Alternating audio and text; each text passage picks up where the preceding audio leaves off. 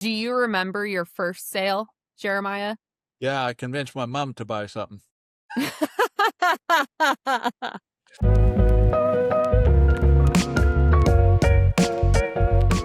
Good morning. I'm Molly, and I'd like to welcome you to The Angle, a GRS series highlighting our instructors shaping the 2026 class season.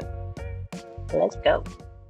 Good morning. My name is Jeremiah Watt. I live in Central California, and we are in the middle of what I'm going to describe as probably the last of good cow country left in California. And I feel fortunate to live where I do because I like being around cowboys. I guess when there's no more cowboys around here, I'll have to move somewhere else. But other than that, yes, that's where I live. I build saddles and bits and spurs. We have a wholesale company that we manufacture bits and spurs. I have a hardware company. We manufacture wholesale hardware for saddles. Of course, that morphed into hardware that people, amateur leather workers, want small buckles and small Ds for building purses and all that kind of stuff. So when I started our hardware business, I was aiming directly at saddles, other saddle makers like myself. But as life happens, you find out that your goal sometimes morphs into something different, bigger, in a different direction, I guess I would say, than what I had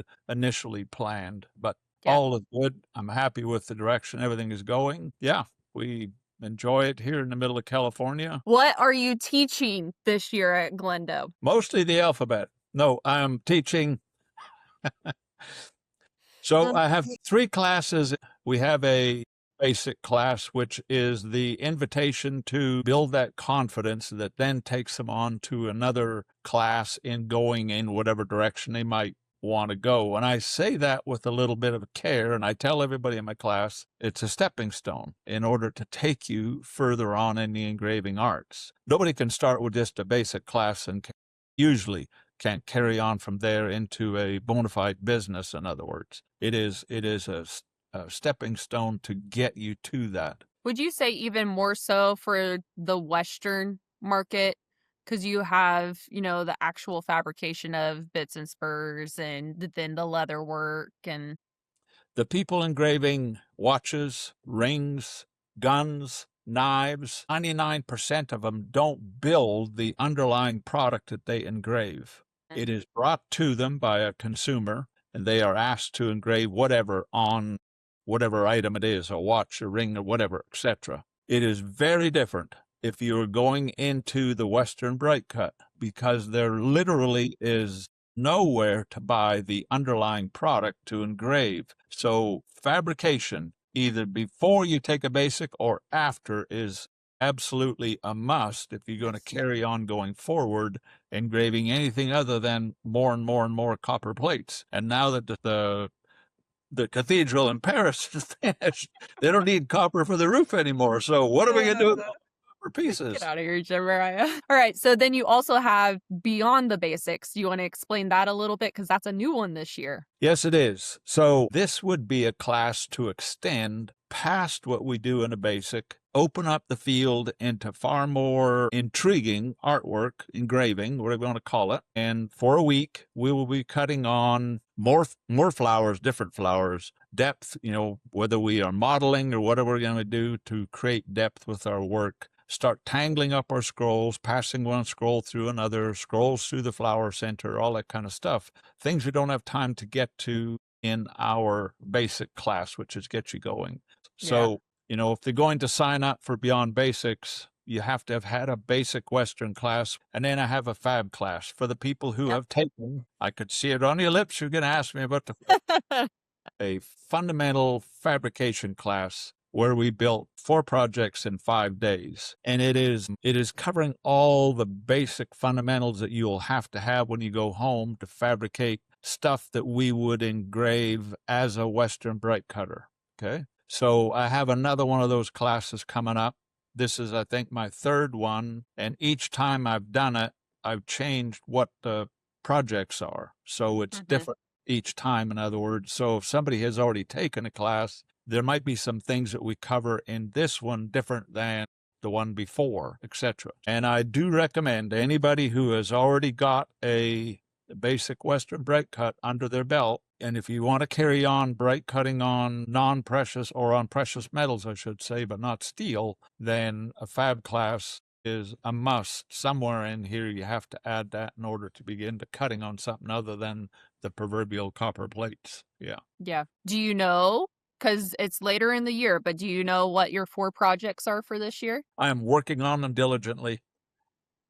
Right after this video, right? No, actually, I have made a couple already, kind of which way I want to go. Do you have a general idea of what you want to cover? Bracelet, concho? Yeah, there is going to be a bracelet.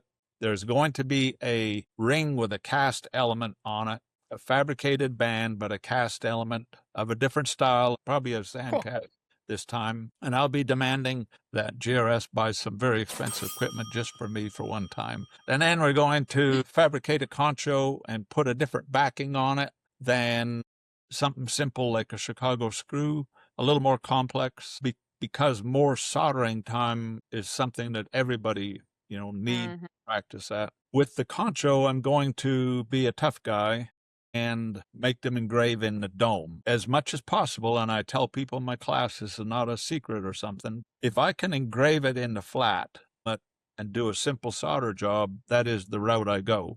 But if you're low on soldering skills, I don't suggest you do that because you could have, if on silver, you could have fire scale, you could have all kinds of issues. So we're going to form our concho, dome it, and then engrave it, which will make it a lot tougher for the student. And of course, all the stuff on the back will be soldered in place. So once they're done engraving, it'll essentially be done. I'm going to spend a little more time on adding antique finishes to the projects, whether it be brass or silver or whatever it might be.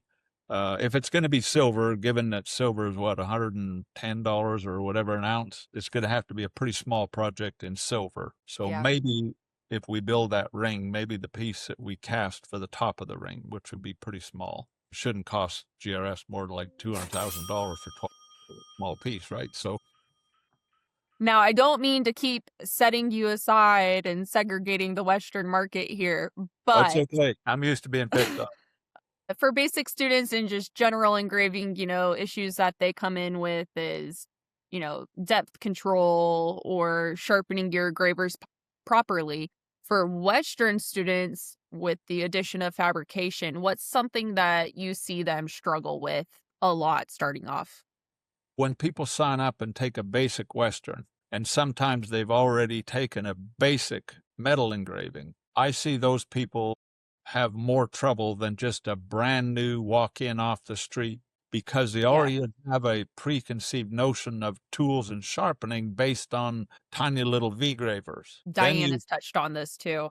Then Yeah. you hand them a great big flat and they feel like they're driving the local school bus around. If you have taken a basic with me or Diane or Amy, terminology for tools is almost the same. Our terminology for the 3 cuts that make up a bright cut group, while they deviated away from what I think is correct and using my terminology, I'm kidding you, they are still relatively easy to follow and keep, in your mind, keep putting in the right sequence, etc. So everything goes well in Western bright cut until we get to stacking up the 3 cuts that make up a bright cut group. Because as you well know, going counterclockwise, you use one set of corners and the engraver only has 2 corners, but when you go the other way, everything gets changed the opposite direction, right? Every corners get changed. And people do have a roadblock, so to speak, with that. In the end, most people leave a basic class with, I'm going to say, pretty good understanding of the geometry required to make the cuts happen in Western bright cut. They're certainly still a little bit puzzled by which corner to use cutting bright cut groups, but I think Diane and Amy and I all hand out enough paperwork that if you go home and look at it a little bit closer, that you'll sort that out relatively quick at the end of a week or 2. Today's episode is sponsored by JW's official terminology guide, because there's the right way And then there's whatever everyone else insists on calling it. Tired of hearing terms like flare cut, bright cut, or whatever name people are using this week? Jeremiah's official terminology guide helps you finally learn the correct terminology. Jeremiah's official terminology guide. He didn't write it, but he approves of it. How did you get into engraving? In probably the worst possible way, to be honest with you, Molly. And I tell people in my class, I tell them my story, okay? And I tell them that specifically so that they would understand that just starting on your own might be a long, laborious road, right? So here I am sleeping in the saddle shop on the floor, all that good stuff. I did that for almost 5 years. The second year that I'm working there, my boss, who I cherish as a mentor, said, you better start doing something other than carving leather all night, or you're just going to burn yourself out on leather work. So I started engraving. So I'm going to call myself self-taught. And I would say self-taught leaves a lot of room for being badly taught as well, because you develop habits which I think can be inherently bad for your skill development, but you don't even have any idea that it's a bad habit until later when you meet other engravers, right? Well, I should say you meet other engravers whose work impresses you. You meet other engravers and you think, oh, man, I've only been doing this a year, but I'm already 5 years ahead of them, right? But you're going to meet engravers who really cut stuff that you had not even thought of at that point. So the self-taught thing, if it's the only way you have, then yeah, get on with it, get started. But if you have a chance to go to any kind of a class with any one of the instructors at GRS, for instance, they're going to stop you from stepping in pitfalls that, will impede you from going forward as fast as you possibly could. So the classes thing is, and I tell people they are spoiled.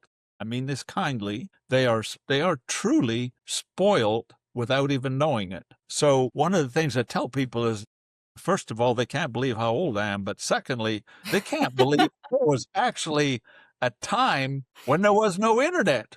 And there was, yes, I know. You had to be a rich guy to have at least where I grew up, to have a computer on your desktop. Holy mackerel. That was like having a Lamborghini car in the parking lot, right? So no internet, no DVD, no video, no podcast. How did you talk to people? No social media. When you think of how much information is just blasted out there today in all of the different ways, it was so much harder to be a self-started person at my era versus today. And when I talk about pitfalls, this would be hard for you to even believe, but for me, living in Alberta, Canada, you guys in America don't have really great geography classes. Canada, north of USA, I'm in Alberta, and I want to get started engraving. I cannot find, at that point in time, I cannot find an engraver of the things I want to build, kind of cowboy, big silver stuff, all that kind of stuff. I got to drive to USA to find one, to meet one. I end up going down to Nevada when Mark Drain used to live in literally I had to drive, 500, 800 miles in order to find another person doing anything kind of like that. So again, for somebody who wants to get started, it's way easier today because you don't have to drive to Montana. You can go look on social media and find, Larry Lorang in Great Falls, Montana, and maybe ask them a question. They might help you. They might not. They're not obligated to, right? It's up to them if they want to help you.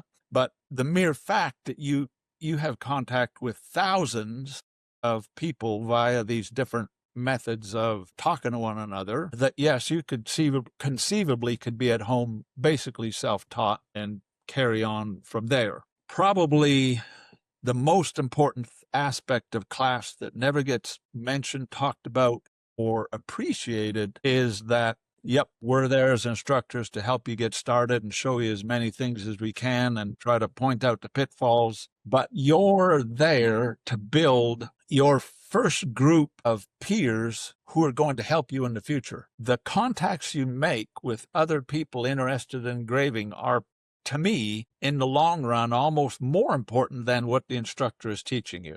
Yeah. because you're going to get home, you're going to have a couple friends you made in your class, and they're going to get started. You're going to get started. You feel more comfortable relating your problem to them than you do to your instructor, right? If it's a basic thing, right? You don't want to call the instructor and say, hey, which corner was I supposed to use when I'm going this direction or that direction? But you'll call your buddy that you made in class, and that Yes. parlays out all the way through life. Today, there's 3 people in your class. You get invited to your first show. You take a couple real basic pieces. You meet more engravers, and you relate to them because of your skill level and their skill level. So the friendships you make are, in the end, over the run of your lifetime engraving, are almost more important than the skills you learned in that basic class. For Western artists today, what do you think is a good resource or group show gathering that you would recommend to help build that community? For posterity's sake, there should be a book dedicated to great pieces of Western bright cut. There is to guns, there is to knives, there is to whatever. There are books about all that kind of stuff, but there is nothing that is solely dedicated towards great, nice pieces of Western bright cut work. I would like to see that happen. Anyways, apart from that, now we get to events where it would be great for a new maker to meet other people, to show their work off, all that kind of stuff. So there are some that are specific. One I will mention that I think has done a phenomenal job of getting new people into the art field, which is John Wright from the Garcia Museum. The family owns that Capriola saddle shop.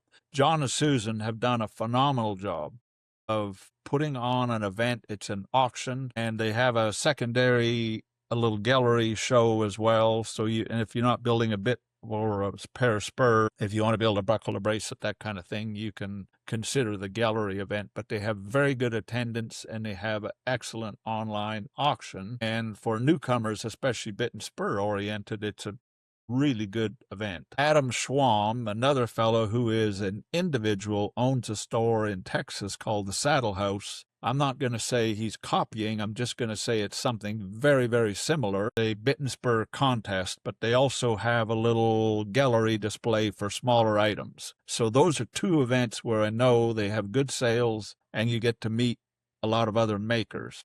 For myself, for instance, my wife and I worked for the folks at the Western Poetry Gathering in Elko. So the Poetry Gathering still has some kind of exhibition they put on in their gallery. But then there are 2 other casinos that also put on events. And then across the street from the Western Folklife Center is where the Garcia Museum is. So you could go to Elko, for instance, as a young engraver. You can go down to and get a booth if you want, down to one of the 2 galleries or 2 casinos that have a trade fair type event. So that might be, it's all in one weekend. So that might be a good place to meet other people and, of course, sell product as well. If I'm going somewhere, I want to sell something. Sorry, I want to buy gas on the way home, not hitchhike and all the other kind of things on the way that you get home. Do you remember your first sale, Jeremiah? Yeah, I convinced my mom to buy something. I tell everybody in class, when you start, your relatives are your best customers, but it doesn't take them very long to get tired. After 15 pair of earrings and 19 bracelets, they're about done. They don't want anything else. Who was your first customer that wasn't a relative then? What did they buy?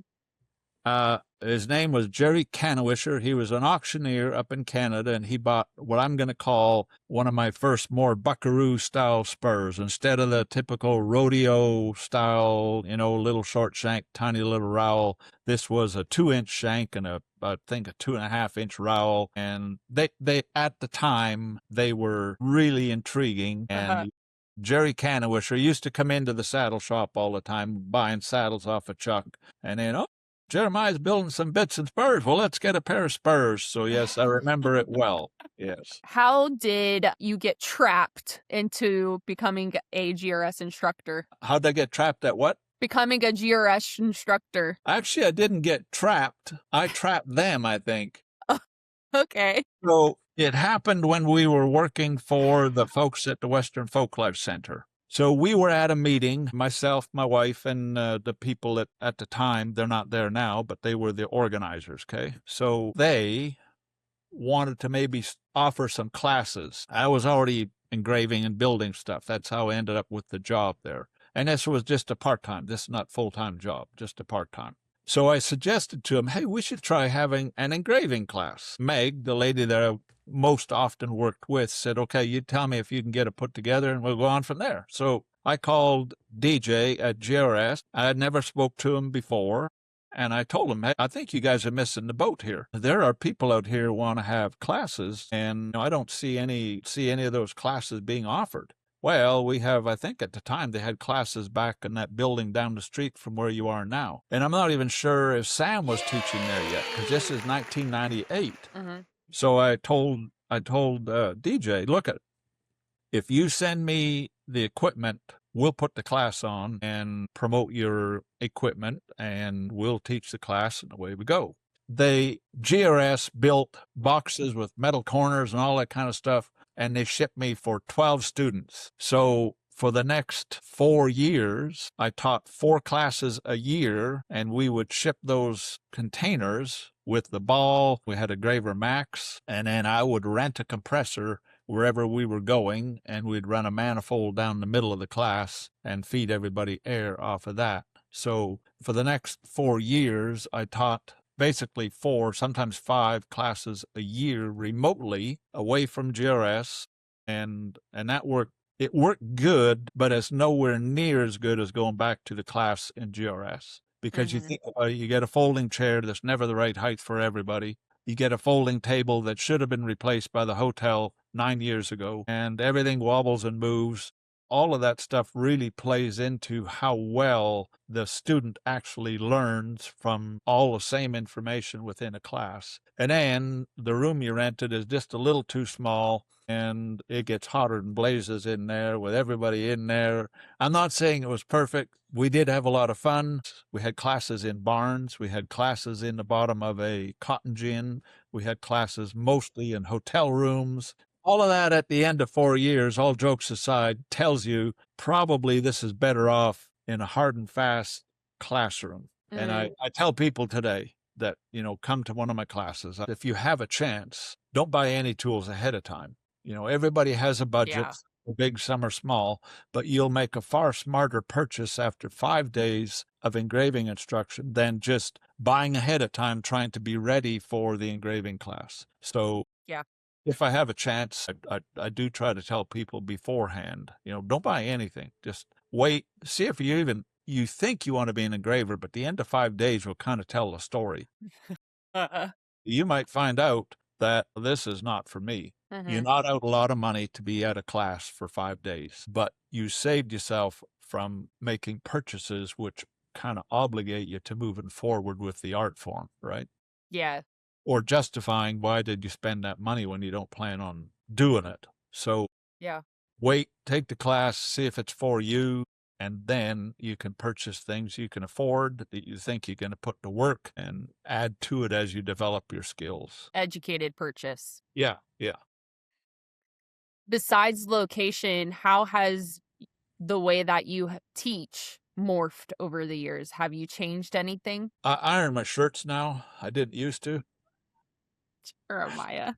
I don't believe that. Well, actually, the truth is, I do iron my shirts, because if I ask my wife, I'd pay forever. Colleen would not let you walk out all wrinkly. Oh, she keeps me well dressed. She took the mustard off of this one and then ironed it for me. So I tell people that not every engraver is a good instructor, and not every instructor is potentially a good engraver. If it takes you, 10 years to become fairly proficient at engraving, I think you can account for another 4 or 5 years learning how to teach that to other people as well. 1, it has to be information, but 2, it has to be in an entertaining or a inviting manner that enthuses the person who paid to come and sit in a class. So I think you have to make what you teach engaging, challenging, but doable. As far as the fundamentals of what we're cutting, it's still the same. I have dialed back a little bit. If you watch my DVD, which you probably should start every day with watching that to begin with, but I'll get right on it. anyways, in the DVD, we did do a little more tangled up scrolls and all that kind of stuff. Mm-hmm. And I realized in a 5-day class, you don't have time for crossovers and pass-throughs and all that kind of stuff. You just simply don't. You might cut one so they can see the sequence, all that kind of stuff. But as far as them having a half a day to work at it, you just run out of time. Yeah. Yeah. All right. We are getting kind of long. Really? So, yes. So I just finished shooting a piece for my daughter. She has She has Be a Maker School. Anyway, so her photographer guy comes out of Texas and comes and stays with us for a week, or not a week, 3 days, I guess we're here. So end of day one, he's got these little SD cards he puts in his camera, right? Were you filling them up? 6 of them. The next day was a full day, and I think he said he used up 8 of them. Did he say anything to you? Was he like, Jeremiah? On the 3rd day, when they're packing up, trying to get ready to go to the airport, he said, I've filmed quite a few people, but you're the longest winded one I've ever had. And you're like, thanks. Is there a skill that you have not learned yet within the industry that you still want to learn? Yes, I'm envious of anything Sam Alfano cuts. We're going to have to cut that out too. His head just went. So to say that, I'm not trying to put Sam on a pedestal, but Sam is a nice person. 2, he's interesting. 3, he does phenomenal artwork. And you have other instructors as well that fit that bill. But I'll just pick on Sam because I'm watching his how to draw arabesque now, right? The honest answer is, while it is extremely interesting and intriguing to me, I don't have a place to apply it. So I'm not going to spend, 5 hours every day or an hour every day trying to cut it all because I don't have a place to apply it. It intrigues me as a person interested in things artistic, but I don't have an actual application for it. It's not something people are asking me to do on bits and spurs. As a matter of fact, I would probably talk them out of it because it is of such fine detail. It's great on the side of a shotgun. And when that person shows you his shotgun that Sam just cut that kind of artwork on, or Winston Churchill, whoever, pick your artist, they hand you the shotgun wearing a pair of white gloves in many cases, right? And they ask you to wear a pair of white gloves. That's not what happens with my product. You're like, let me rub some mud on it. Well, to be honest with you, nobody wears white gloves, unless you're a team roper, but the horses, well, there is a pair of white gloves they do wear as a team roper. It's not the same kind of white gloves, but they are white gloves. So while I'm picking on team ropers, I mean it honestly. Nobody hands our stuff back and forth wearing gloves. It gets put on a horse, and God forbid, a nice pair of spurs on your feet. You cannot put a product into a more harsh environment than what a pair of spurs goes through. If you're working in a set of corrals in Texas and they got those juniper pickets, wired up on the side, you got wire sticking out, you got knots sticking out of the juniper, and it's all of that. When you're moving your horse down that alleyway and you move over to let cattle get by, your feet are all against all of that harsh, rough environment. So if you cut that beautiful thing that I watched Sam draw on Procreate, if you cut it on the side of a pair of spurs, it's gorgeous. And in 6 months, the customer comes back and says, what happened with the engraving? It fell off. Where'd it go? So yes, our bright cut is pretty hefty, and for a lot of good reason, it'll be there for 5, 10, 15 years. So the little fine stuff is beautiful. I love it. I love watching it, but I'm not going to spend, 5 years of my life trying to perfect cutting it because I don't actually have an application. Did you start doing your hardware for cabinets and all that yet? I did not tell you. I saw it on Nevada's post. Aren't you moving into a new house? Don't you need new kitchen cabinet hardware of a very... Give me your sales pitch. Yes, go ahead. We have a 40-foot storage container completely full. You have to No kidding. suck in your breath to get in through the middle of it all. And it is full of cabinet hardware, because when you shoot that stuff, you have to make basically 10,000 Thousands. at a time. What are you most excited about for this class season? You know, people are hollering in the background for more and more education, right? So That's why they're yelling. and We want to go to Jeremiah's class. Thank you for spending time with us this morning. We hope you stay tuned for the newest episode of The Angle with our next instructor.